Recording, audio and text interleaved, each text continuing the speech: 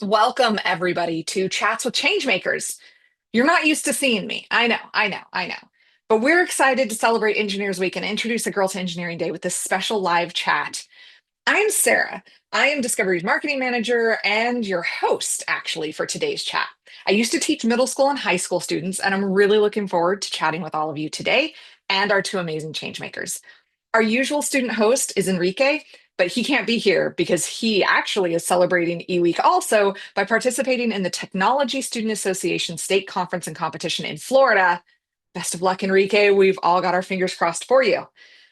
I am so excited to introduce our change makers, Miranda and Star. Miranda is a high school junior from Austin, Texas, and she participated in DiscoverE's Future City High School program in its pilot year and was on the winning team for the very first ever competition last year. And Star is a freshman at Jacksonville State University in Alabama. She is majoring in applied engineering with a concentration in automation and robotics, which I'm super jealous about. I got my very first drone and I'm like, my cats hate it, but I'm super excited about it. So I'm really excited to talk to you both.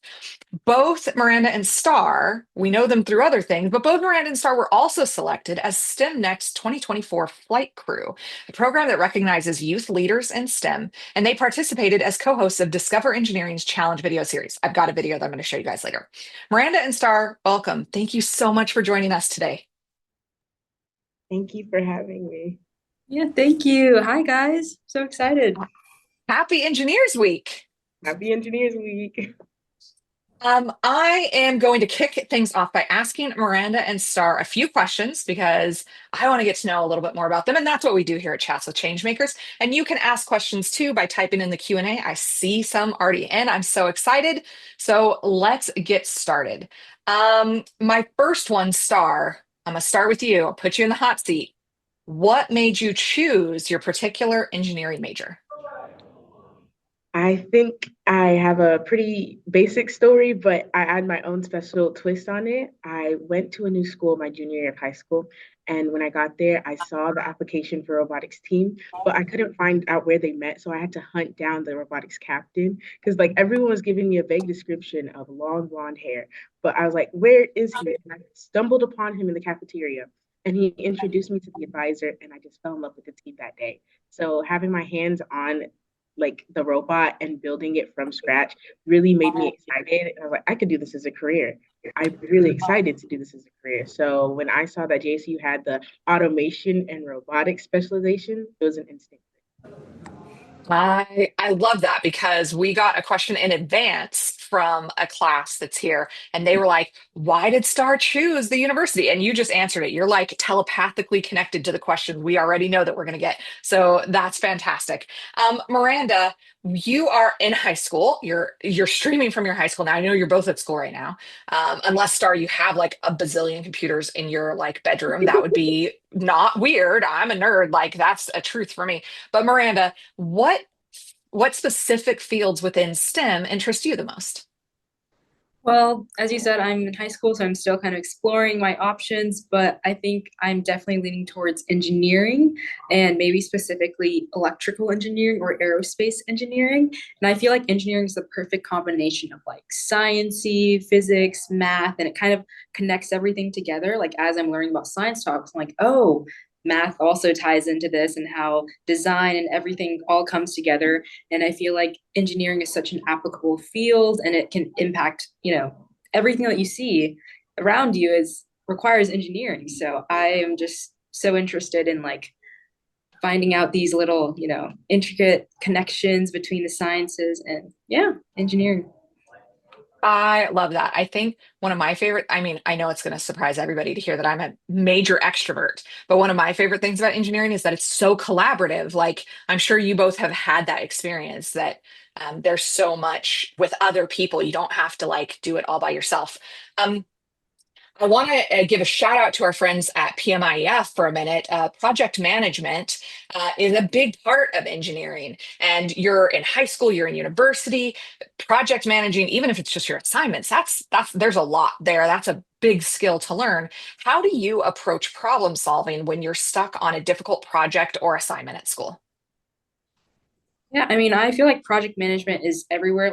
Like you said, I feel like a very simple example is just, I'm in high school, there's a lot of homework every day, and I'm like, I don't want to do this. So what I do is I kind of break it down into like simpler steps and kind of find specific things that I want to tackle first. And just like getting started is kind of the first step to conquering something. But I also wanted to share another thing that I had to tackle, not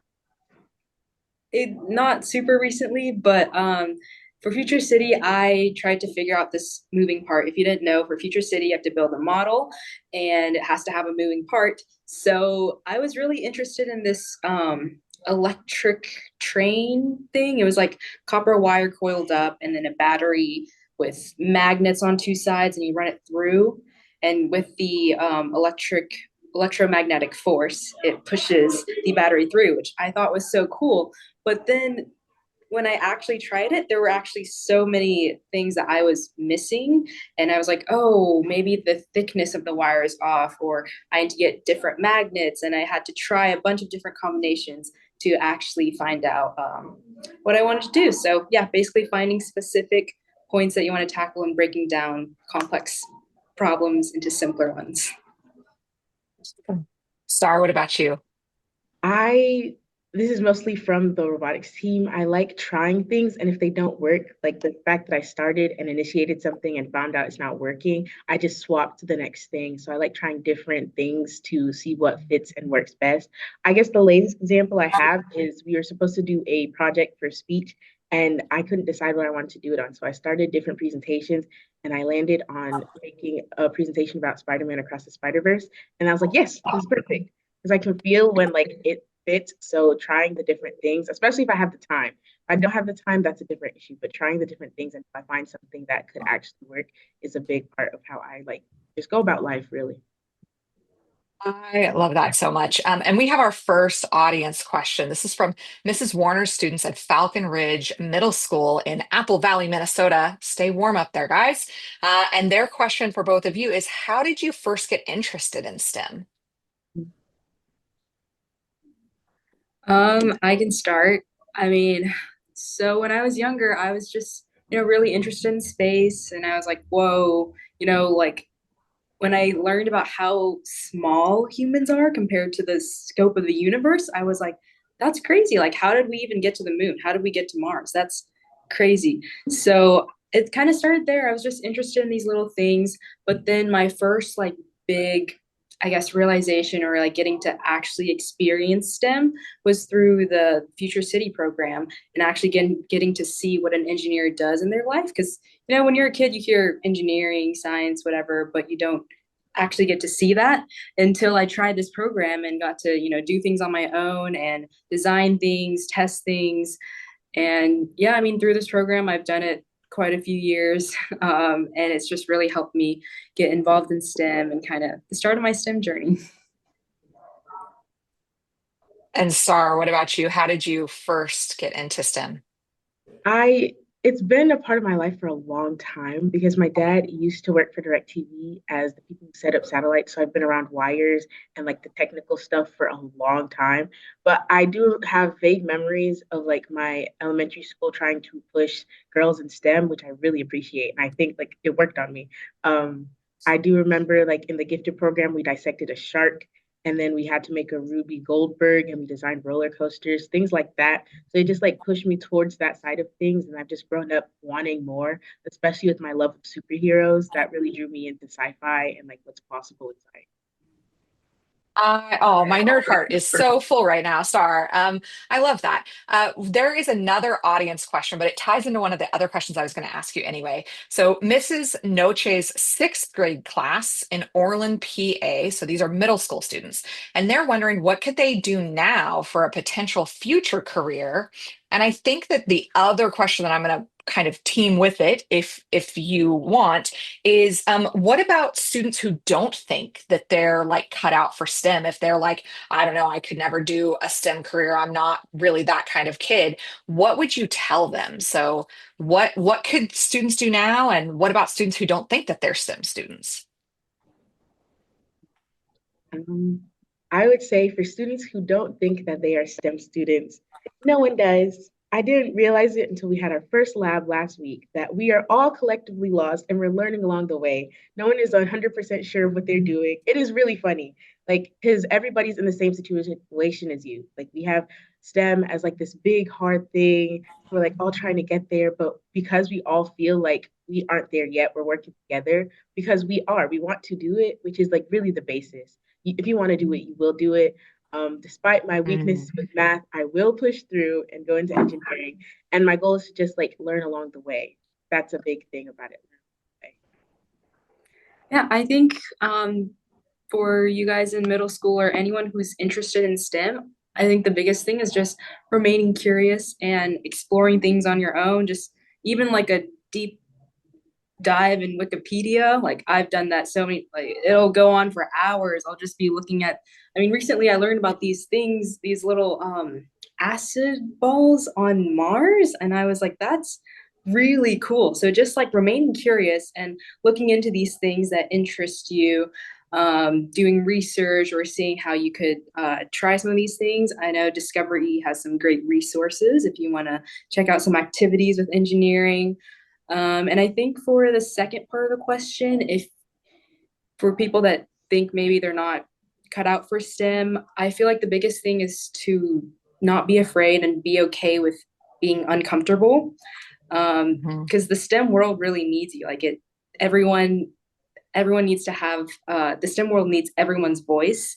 And so I think it's just being okay with taking that first step and speaking out about your ideas and being creative, everything like that. Just don't be afraid. Like go out there.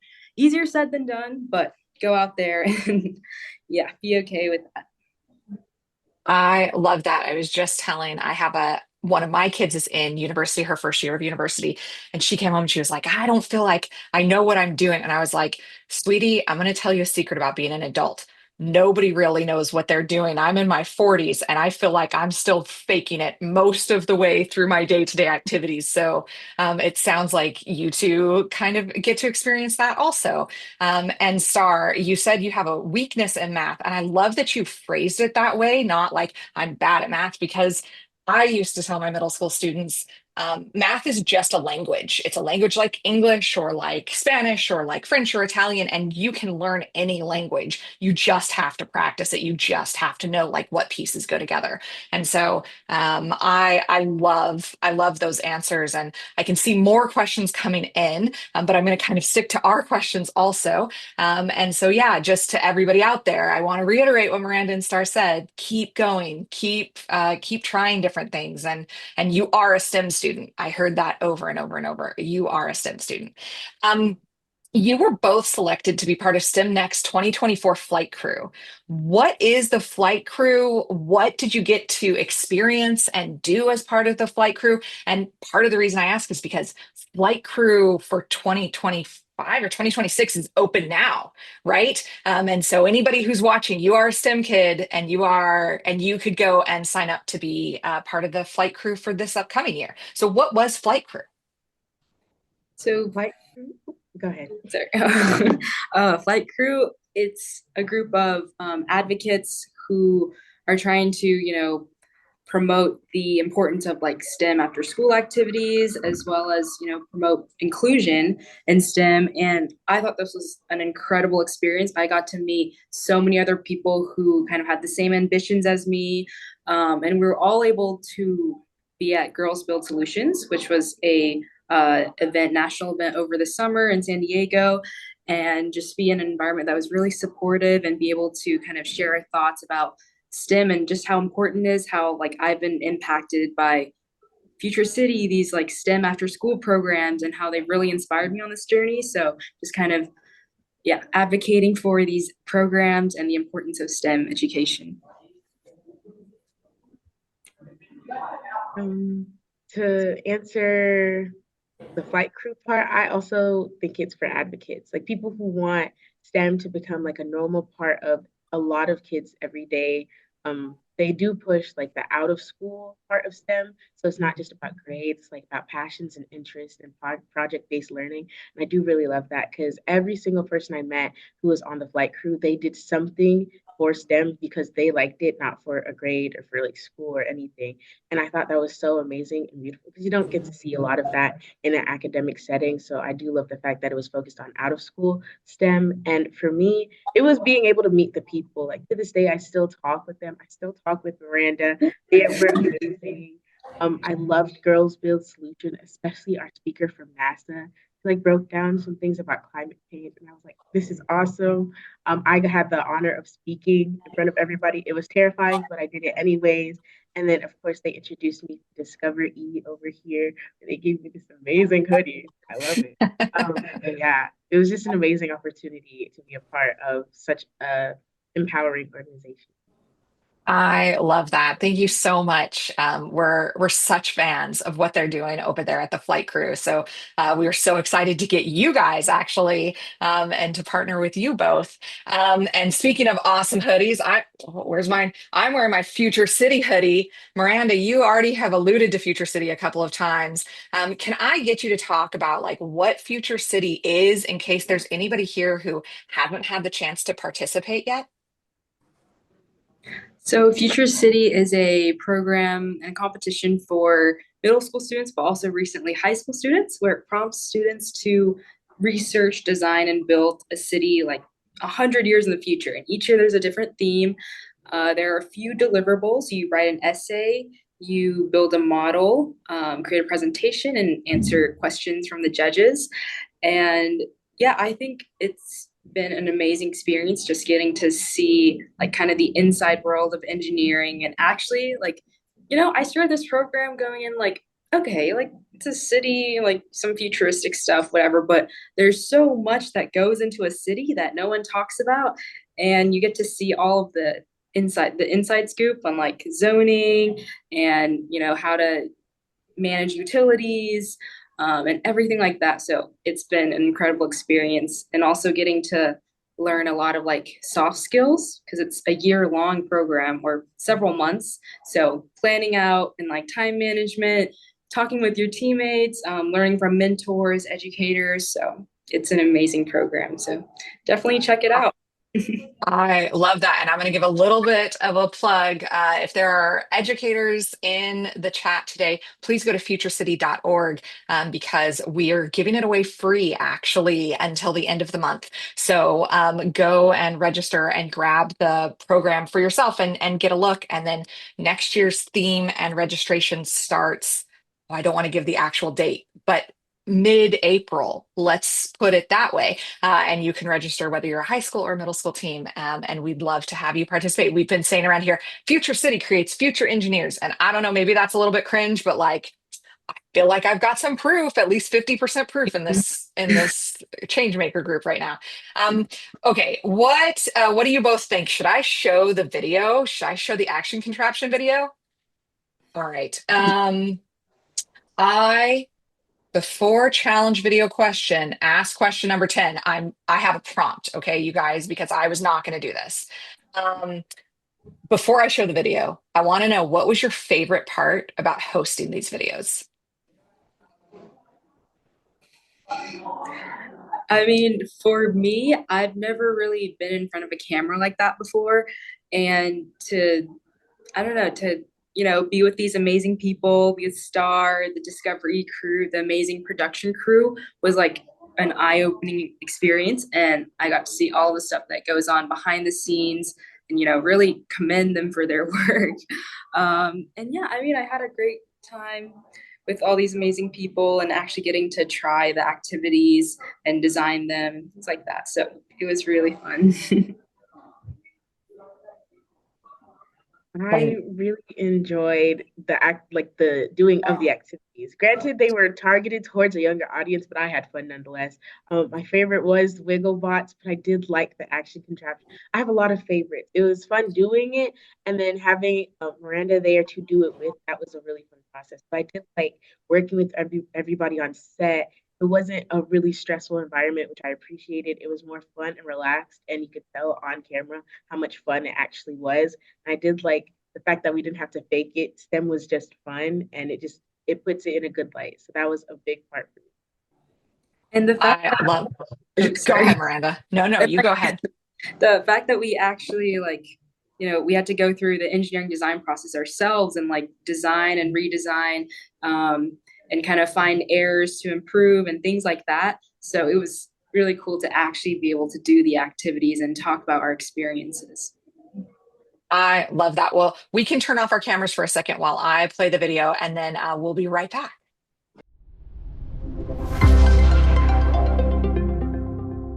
Hey everyone! Welcome to today's exciting challenge for you to discover engineering.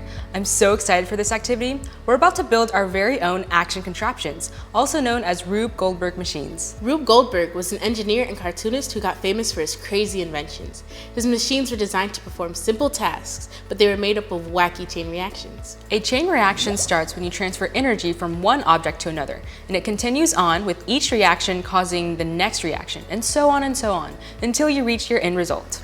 Building chain reactions is a great way to explore the fundamentals of force, motion, and energy. So for this activity, our goal or success criteria is to build a Rube Goldberg machine that successfully performs a simple task. In our case, its task will be to ring a bell. Your machine must span a total distance of at least 6 feet, and it must contain at least 4 chain reactions. What materials you use is totally up to you. Look around and think about what basic, everyday items might be able to help set up or cause a chain reaction. Leave a comment down below with what materials you decide to use. While you're there, hit that like button and subscribe for more engineering challenges. Now let's get to brainstorming. All right, so we have endless possibilities here for our Rube Goldberg machine. I'm thinking we can use these marbles and they can roll down something, like a ramp or something. We can use these if we cut them in half, they'll become ramps. Are you thinking what I'm thinking? Let's get to building! Before we start, how about let's plan out what we're thinking?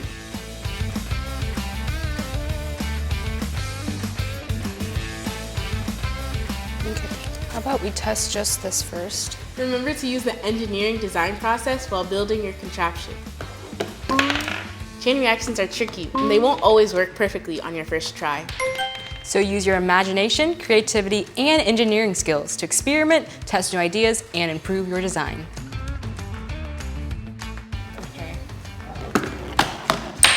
Yes! Another thing we could roll down ramps could be this toy car. I think we could. We could roll it down this toy car track. Or I'm seeing something really interesting over here. I mean, The this, fan? yeah, that needs That a goes power with- outlet. A power outlet. Okay, so we need something that would turn on the fan. How do you think we would do that? I think this is a nice start.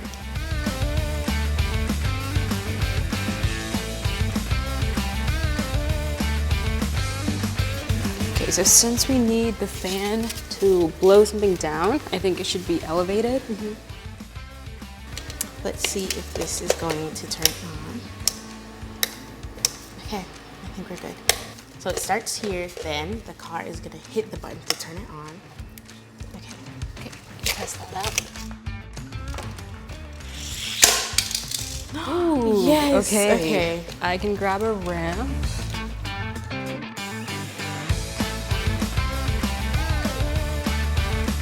Yeah, I think this could be a little further away. And, oh, okay. Okay. That worked. We could also go with the classic chain reaction of dominoes Oh, these and line them dominoes? up and knock them down. Yeah. We might I have can to- go on this side. Yeah, and then I'll go backwards here. I'm scared. Okay, Are you ready to try it out? let's do it. The moment of truth.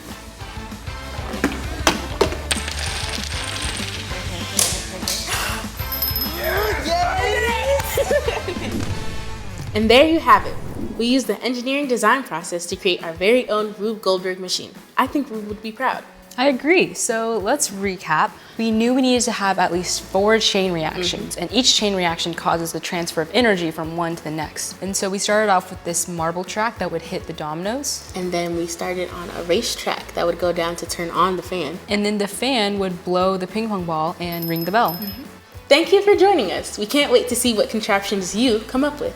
Make sure you share your creations with us on Facebook or Instagram at DiscoverE.org.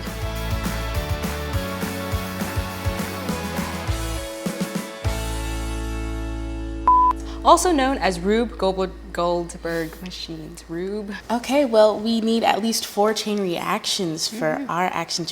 With all the force of a great typhoon, with all the strength of a raging fire. Let's get to building.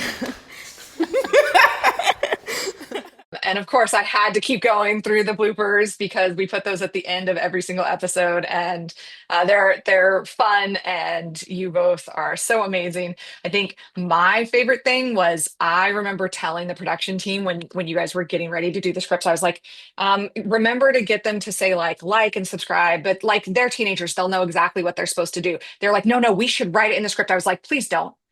They'll know. This is the generation. They will know. And you guys like nailed it. And then we did the little thing. Anyway, that's just one of the things that I like the best. So thank you guys for doing that, because that was the thing that I contributed. Okay. We want to get back to our questions. I love those videos so much. What do I want to know? I want to know, do you have a dream career in mind? I know that we've already talked a little bit about what you might want to do, but like dreaming big, what's the dream that you want to do? Star, I'll go to you first. Okay. Right now I'm working towards becoming an astronaut. So my dream career would be to own my own space and robotics company as an astronaut. That's my dream career. That's pretty cool. I mean, for me, I kind of mentioned this already, but aerospace, I've always been really interested in space, but specifically, I kind of want to focus on sustainability within aerospace as well, because aircraft, they produce a lot of emissions, and that's not the best for our planet. So I also want to look into ways that engineering can improve the stuff that we already have and make it more sustainable. So I think that that's so cool. We had one of the questions come in from chat, is by a person named Charlie, and they said that they're interested in STEM engineering. They've done robotics and basic coding, but they're also interested in leadership, and they've been told they're a natural leader. Their question is, how do you merge leadership and STEM? And I feel like you two have some really particular experiences that would be great answers for this. I feel like the STEM Next Flight Crew would be an amazing opportunity for you. For me, I think it enhanced my leadership skills and helped me with like speaking and being able, like this as well, like being able to speak and talk about my experiences. Yeah, I think looking for opportunities similar to these, or just maybe programs where you can explore your passions, explore what specific areas you want to do and things like that. I agree. I would say looking for the opportunities to merge STEM and leadership, because to grow as that, especially like specifically with STEM and leadership combined, it's practice. Like you have to understand the technical to be able to lead the people to do more of the technical. So just finding ways to be able to do it over and over again. You'll probably not do the best, because I definitely did not, but you learn from those mistakes and you get better and you won't make those mistakes again. So, Charlie, but also anybody who's watching, we just put the link in. The STEM Next Flight Crew applications are due by March 12th. And both Miranda and Star were on the 2024 flight crew, and it is a great opportunity. So go and apply for that would be some of our biggest recommendations here for sure. Is there a particular challenge in the world or problem in the world that, you're thinking about your dream career, astronaut, aerospace, there's so many different ways you can go. Is there something that you're like, I'd also really just like to be a part of solving this, or I'd like to see this solved? For me, go ahead. Okay. For me, I kind of touched on this with aircraft and sustainability, but also something that's come up a lot recently is, with more extreme weather. I don't know if you guys look at the news, things like that, but I'm from Texas, and a few years ago we had a pretty big winter storm. And I kind of want to work on how utility systems and like the electric grid can be more resilient to these things, and yeah, just kind of looking into the future and how things can be more sustainable and, help more reliable, help more people during these difficult times. I would say I'd want to help my home country with agriculture and like being able to mass produce it and make sure like everyone has access to healthier, easily grown food. I love those answers so much. There's so many innovative ways that people are tackling some of these really big issues. So I love that. Okay. Oh my gosh, I'm already over on time, you guys. You're too interesting to talk to. This is unfair to me to get me to host and to keep it to 20 minutes or 30 minutes is unfair. But I'm going to ask two more questions. Okay. The first question is, I'm describing you as a change maker. I'm not going to ask if you describe yourself as a change maker. I'm saying you're a change maker because you're here on Chats with Change Makers. What ways do you think that you have made change, and what ways do you think that you are encouraged to be a change maker in STEM, being like young women, right? Like not at the end of a career or at the end of a PhD or at the end of university. You're already making changes. In what ways are you encouraged to make change?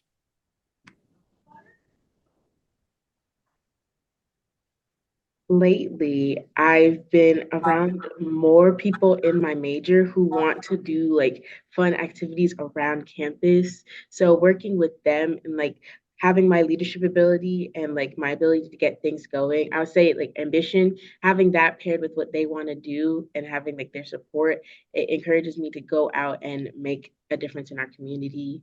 The closest thing right now is I wanted to do a STEM night for children in the area. So I've been trying to get volunteers and different departments to like sponsor a table and show up and just have something for STEM that would introduce kids to STEM like I was introduced. They would want to like do more with it as they grow older. And I think like having the ability to create change in your community is a start if you want to create change on a bigger scale. Love that. Yeah, I think I kind of want to talk about like the start of my journey with Future City and just kind of being interested in this, but also like having a really nice support system. And I feel like through that, I realized that, like you said, Star, I could help other people and be their support system. And so I've also tried organizing outreach events. There's also the DiscoverE outreach grants, which got one of those. I got the Bell Girl Day grant, so I was able to plan an outreach event surrounding that.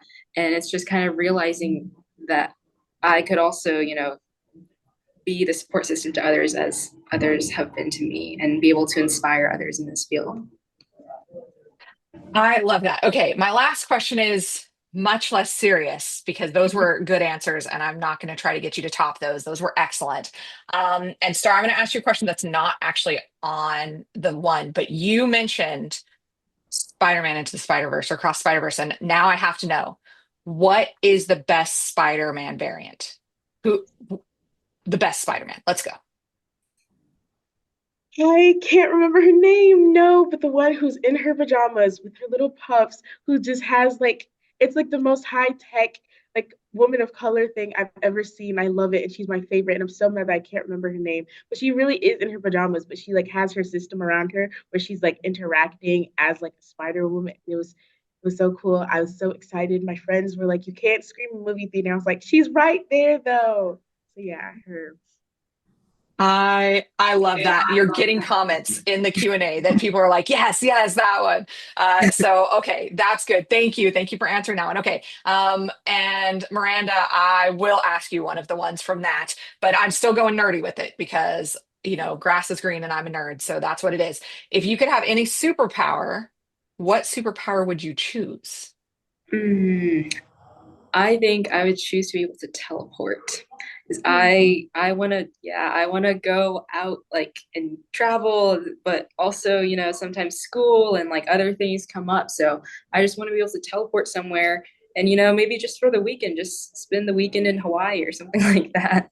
So, but I actually thought of a really good answer for kind of stars question-ish. Okay, go for it. Go for it. Not Spider-Man, but a character that I thought of. This just popped into my mind. But if you guys know the Akira 6, there's that one girl with the chemistry bag thingy. Yes, yes, I love her. I love her. So I also forgot her name, but yes, her. My favorite, I don't know, movie STEM character, sort of. I think we're going to have to add that maybe to future. We're going to have to add that question to future ones. Now I expect to see Halloween costume pictures of both of you as those characters. So I'd love to see it. Well, again, happy Engineers Week. Thank you so much for joining me. I can't believe that's all the time I have questions for. Thank you both so much for joining us today. Thank you so for much. having us. Yeah, it's been amazing. Happy Engineers And Week. in chat, they're saying Honey Lemon. And Yes. definitely that is her name. So there you go. Thanks, chat, for supporting us. We want to thank STEM Next for partnering with us on today's episode.